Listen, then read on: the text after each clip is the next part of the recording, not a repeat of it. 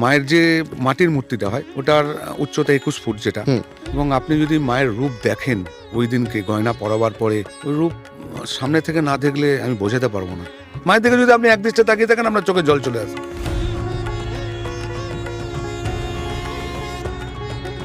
আমরা বহু কাহিনী শুনেছি, যেমন দেখুন এই কাঠামো পুজো যখন হয়, যে বাড়ির পাশে কাঠামোটা রাখা থাকতো গভীর রাতে নাকি একটা ছমছম আওয়াজ হতো, এবং এরকম দেখাও গেছে ওইখান থেকে একজন মহিলা লাল কাপড় পরে গঙ্গার ধারে চলে যাচ্ছে।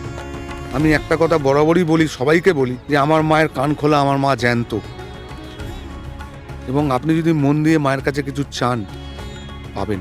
শুধুমাত্র আবেগ, ভালোবাসা, ভক্তি, এবং মায়ের কাছে যে মনস্কামনা করছে সেটা তারা পাচ্ছে। আমাদের একটাই বিশ্বাস, ধর্ম হোক যার যার, বড় মা সবার। জয় বড় মা।